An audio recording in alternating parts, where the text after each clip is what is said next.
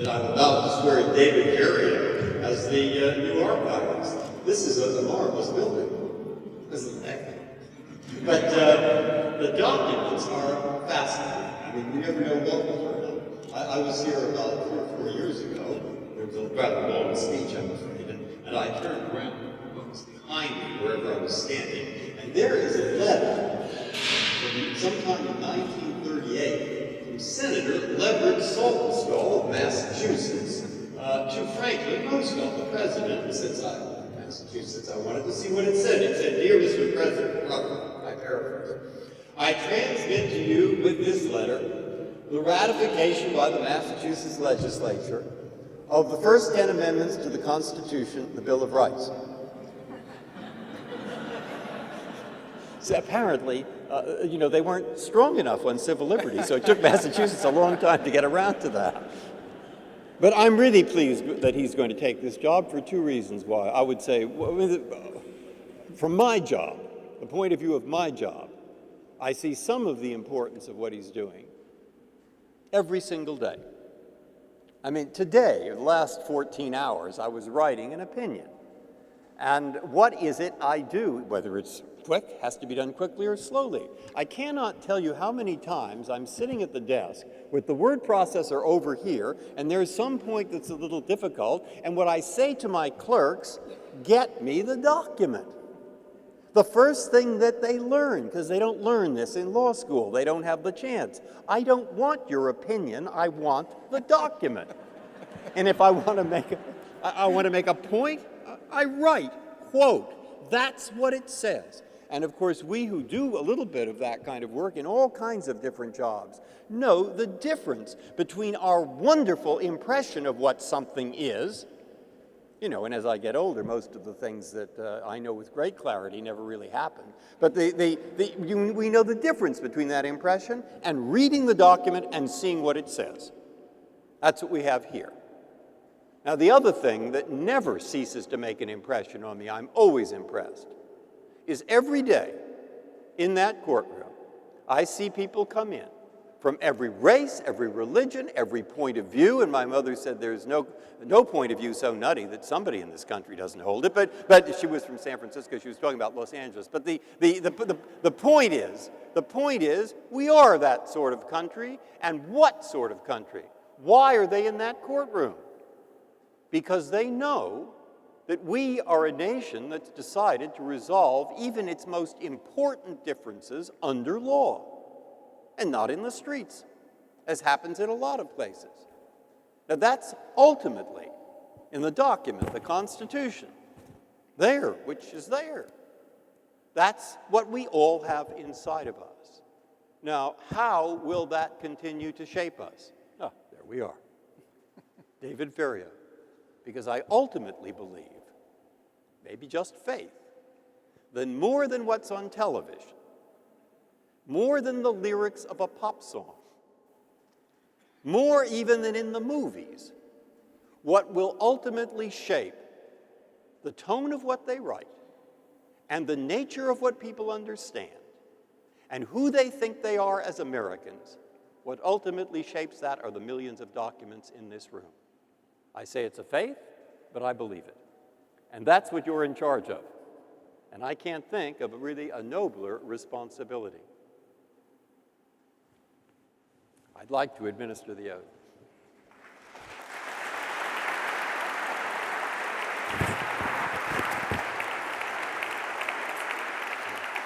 Raise your right hand.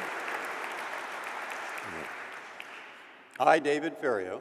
I, David Ferriero. Do solemnly swear. Do solemnly swear. That I will support and defend. That I will support and defend. The Constitution of the United States. The Constitution of the United States. Against all enemies, foreign and domestic. Against all enemies, foreign and domestic. That I will bear true faith. That I will bear true faith. And allegiance to the same. And allegiance to the same. That I take this obligation freely. That I take this obligation freely. Without any mental reservation. Without any mental reservation. Or purpose of evasion. Or purpose of evasion. And that I will well and faithfully discharge. And that I will well and faithfully discharge. the duties of the office the duties of the office on which I am about to enter. on which I am about to enter. So help me God. So help me God. Congratulations.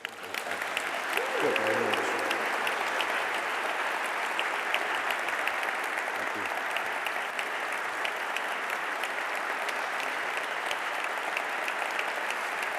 Thank you.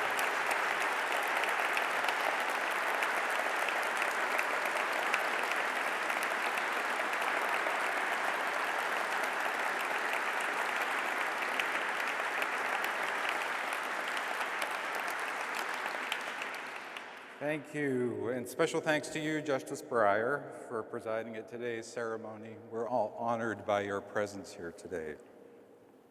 A word on that Bible that we just used, that is the Toomey Family Bible, presented to me by my grandmother, Marie Elizabeth Buckley Toomey, many, many years ago.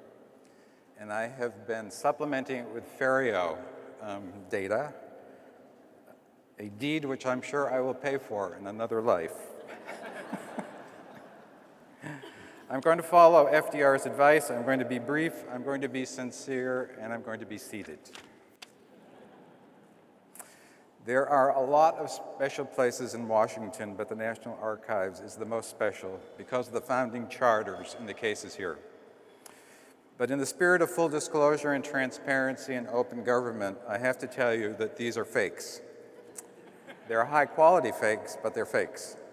Because today's ceremony is being webcast, the lighting level had to be adjusted beyond that which is allowable for viewing the originals. And since one of my jobs is to make sure that these documents last in perpetuity, I do promise, however, that at the end of the ceremony, you'll have a chance to see the originals. The National Archives is an even more special place this afternoon because of your presence. My wife and members of our families are joined by old friends and new friends, as well as the staff of the National Archives and Records Administration. And I'd like the members of the staff who are here to please stand.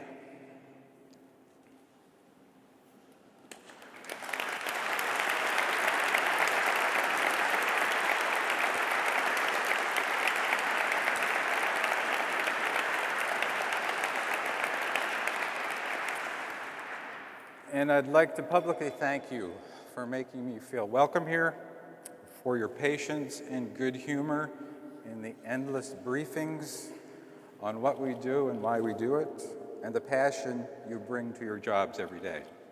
And I'm proud to be with you.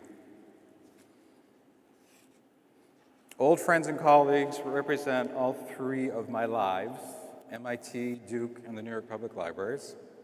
And new friends include members of the White House and Capitol Hill staff, the clerk of the House, the director of the Institute Museum Library Services, the Librarian of Congress and some of his staff, the public printer of the United States, and stakeholders from the archives, open government, history, library, and genealogy communities.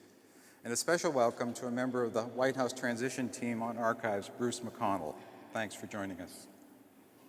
I want to especially recognize two men, Tom Wheeler, the immediate past president of the Foundation for the National Archives.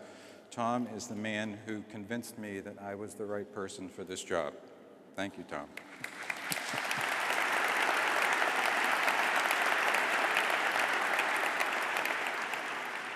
And Ken Laurie, who has enthusiastically taken on the presidency of the Foundation. The Foundation is critical to our ability to carry out our mission. The generosity of board members and those who support the Foundation, and many of you are in the room today, has made it possible for us to create the National Archives Experience, the online digital vaults, the Boeing Learning Center, the McGowan Theater, the Lawrence O'Brien Gallery, and to support many of the services that we provide to our users. We're also joined by technology to the 3,000 members of the archives staff around the country. Greetings to all of you in Anchorage, Alaska, Little Rock, Arkansas, Laguna Niguel, Riverside, San Francisco, Simi Valley, and Yorba Linda, California, Denver, Colorado, Archives One here in this building and at the Office of the Federal Register here in the district, Atlanta, Morrow, and Ellenwood, Georgia, Chicago and Valmeyer, Illinois, West Branch, Iowa, Abilene and Lenexa, Kansas, College Park in Suitland, Maryland, Boston, Pittsfield, and Waltham, Massachusetts, Ann Arbor and Grand Rapids, Michigan, Independence, Kansas City, Lee's Summit, and St. Louis, Missouri, Hyde Park and New York City, New York, Dayton, Ohio, Philadelphia, Pennsylvania, Austin, College Station, Louisville, and Fort Worth, Texas, Seattle, Washington, and Rocket Center, West Virginia. 3,000 employees. So what have I learned in my first 60 days? A lot of history. Although the National Archives is only 75 years old, the recognition of the importance of the country's records can be traced back to the very beginning of the democracy. When the Constitutional Congress of 1787 had completed its work, Delegate Rufus King of Massachusetts suggested that the journals of the convention be either destroyed or deposited in the custody of the president. He thought, quote, if suffered to be made public, a bad use would be made of them by those who wished to prevent the adoption of the Constitution. The convention voted to entrust the records to George Washington with instructions that he retain them subject to the order of Congress if that body was ever formed. In 1796, Washington turned them over to the new Department of State. The exceptions, of course, were the Constitution and Declaration of Independence, which were sent to the Continental Congress in session in New York. And it was not until 1800 when the seat of government moved from there back to Washington and the charters were rejoined with the other documents in the Department of State. As early as 1810, Josiah Quincy of Massachusetts, recognizing the risk associated with the growing volume of documents of the government scattered around the city, told the House of Representatives that the public records of the country were in such a situation as was disgraceful to the House and to the nation. Not only were they in disorder and in a state of decay, but all the records of the Revolutionary War lay under the eave of the building in a condition extremely unsafe and daily exposed to destruction by fire. In fact, during the fire of 1801, files of the War and Treasury Departments were destroyed, and President John Adams himself joined the Bucket Brigade to quench the flames. In true government tradition, a committee was formed and a study conducted, and a bill with a $20,000 appropriation was signed by President Madison to construct many fireproof rooms necessary to house the archives of the government. Before the law could be enacted, the British Army invaded with instructions to burn the city. Clerks in the State Department, working through the night, packed records of the government into linen sacks, loaded them onto creaking carts, sent them into the hills of Virginia. The next morning, August 25, 1814, the Capitol and other public buildings were in ashes. When the British left Washington, the records were returned to their former home and languished for another century. Congress finally acted in 1926 and authorized the construction of this building, which began in September of 1931. President Herbert Hoover laid the cornerstone in February of 1933, and it was President Franklin Roosevelt who signed the 73rd Congress's Act to establish a National Archives of the United States government in June of 1934, the act which created the position Archivist of the United States. In laying the cornerstone, President Hoover said, "The building which is rising here will house the name and records of every patriot who bore arms for our country in the Revolutionary War, as well as those of later wars. Further, there will be aggregated here the most sacred documents of our history, the originals of the Declaration of Independence and of the Constitution of the United States. Here will be preserved all the other records that bind state to state and the hearts of all our people in an indissoluble union. The romance of our history will have living habitation here in the writings of statesmen, soldiers, and others, both men and women, who have built the great structure of our national life. This temple of our history will appropriately be one of the most beautiful buildings in America, an expression of the American soul. It will be one of the most durable, an expression of American character. Devoutly, the nation will pray that it may endure forever, the repository of records of yet more glorious progress in the life of our beloved country." As many of you know, I've been reading just about everything I could find written by Robert Diggs Wimberly Connor, the first Archivist of the United States, Dr. Connor was a native of Wilson, North Carolina, a graduate and the history faculty member at the University of North Carolina. And I'd like to think that if Duke were available, had been founded when Mr. Connor was going to school, that he would have opted for Duke. We have a lot of Carolina people here in the audience. Connor had commissioned a study of the state of the government's records during the 2 years before construction was complete.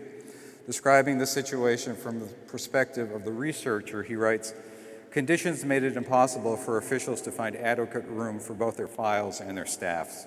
Few facilities can be furnished the student, and his presence is tolerated rather than encouraged by staffs already sufficiently burdened with the routine duties of the day." He finds the records he desires to use scattered throughout the country, stored wherever space can be found for them, in cellars and sub-cellars, under terraces, in over boiler rooms, in attics and corridors, piled in dumps on floors and packed into alcoves, abandoned car barns, storage warehouses, deserted theaters, or ancient but more humble edifices that should long ago have served their useful purpose. Typical is the case of valuable records relating to Indian affairs, which were found in a depository in Washington, piled on dust-covered shelves, mingled higgledy-piggledy with empty whiskey bottles, and with rags and other highly inflammable trash. In another Washington depository packed with documents, the most prominent object which meets the eye as one enters the room is the skull of a cat protruding from under a pile of valuable records. I think it is a fair question that if a cat with 9 lives to risk in the cause of history could not survive the conditions of research in the depositories of government records, can we justly blame the poor scholar who has only 1 life to give for his country if he refuses to take the risk? All of us who have followed in Robert Connor's footsteps owe him a great debt of gratitude for paving the way. Each of my predecessors has built on the work that he started. I have embraced the mission of the archives. Reduced to its most basic terms, our work is to collect, protect, and encourage the use of the records of government. We work with each agency to create a record schedule which spells out the timetable for retention of records, transfer to the archives, access stipulations, etc. Archive staff trains agency staff and monitors compliance with records management policies and procedure. As you might expect, this function has gotten very interesting in the last several years as we grapple with the transition to electronic records, no paper equivalent. And we have a large and very important initiative underway to be able to fulfill our mission in the electronic environment. We have a responsibility to ensure that 2 to 3% of all the government's records, which eventually become permanent and reside here, are going to be available in perpetuity. That means ensuring that the proper security, both physical and virtual, is in place, which guarantees that documents don't leave our control and are not altered in their use. In addition, protection means preservation and conservation routines, which care for the physical object to extend life, usually through providing an appropriate storage environment. Another area where long-term preservation of the electronic record is on our agenda. Making it easy for researchers, students, and the general public to learn about and make use of the billions of items in the collection is clearly a challenge. Free and open access to the records of government will always be the work of this agency. Exhibits, classes, lectures, and digitization activities all create to our mission of encouraging the use of records of government and exciting the next generation of historians to become a Michael Beschloss, or an Anne Farrer Scott, or a T.J. Stiles, or a Drew Faust to choose a life of scholarship. President Franklin Roosevelt, in dedicating the FDR Library in Hyde Park, said it best: to bring together the records of the past and to house them in buildings where they will be preserved for the use of men and women in the future, a nation must believe in 3 things. It must believe in the past, it must believe in the future, it must, above all, believe in the capacity of its own people so to learn from the past that they can gain in judgment in creating their own future. Among democracies, I think through all the recorded history of the world, the building of permanent institutions like libraries and museums for the use of the people flourishes. And that is especially true in our own land because we believe that people ought to work out for themselves and through their own study the determination of their best interest, rather than accept such so-called information as may be handed to them by certain types of self-constituted leaders who decide what is best for them. I've learned that the agency is well respected, held in high regard, and trusted as a nonpartisan partner in government. As a result, certain responsibilities have been assigned to the Archives portfolio over time. The Information Security Oversight Office, established by executive order, is responsible to the President for policy oversight of the government-wide security classification system and the National Industrial Security Program. The Controlled Unclassified Information Office was created within the Archives to address the need to develop policy standards and implementation guidance for sensitive but unclassified information to encourage information sharing among agencies involved in homeland security activities. The Office of Government Information Services, which opened its doors just before I arrived, was established to act as the government's Freedom of Information Act ombudsman by reviewing Freedom of Information Act activities government-wide and by helping to resolve disputes between requesters and agencies. And most recently, on December 29th, President Obama established the National Declassification Center within the Archives. This is an interagency effort led by the Archives to streamline declassification processes, facilitate quality assurance, and provide training for declassification reviewers. Ultimately, the center will usher in a new day in the world of access, allowing us to make more records available for public scrutiny much more quickly. To give you a sense of the task ahead, there are now some 2,000 different security classification guides at work in the government and more than 400 million pages of records awaiting declassification and public access by December 31st, 2013. I've learned that the work of our Federal Register staff has been ongoing with our friends in the White House Technology Office to help in the administration's Open Government Initiative, and I'm excited about opportunities we have to create more government transparency and more participation by the public in government. On day one, I chaired my first meeting of the National Historical Publications and Records Commission and authorized the awarding of $2.9 million in grants to support the activity of archivists, historians, librarians, educators, documentary editors, and records administrators around the country. On Monday of this week, I visited 3 of our facilities in St. Louis, the largest of our facilities outside of the Washington, Maryland area, with some 800 employees. And I was pleased to have as my touring partner Congressman Clay, who couldn't be with us today, who's been so helpful in paving the way for the construction of a new facility in St. Louis. And I expect to be sharing a shovel with him in June as we break ground for that new building. Among other records, St. Louis houses the military personnel records of the nation's veterans.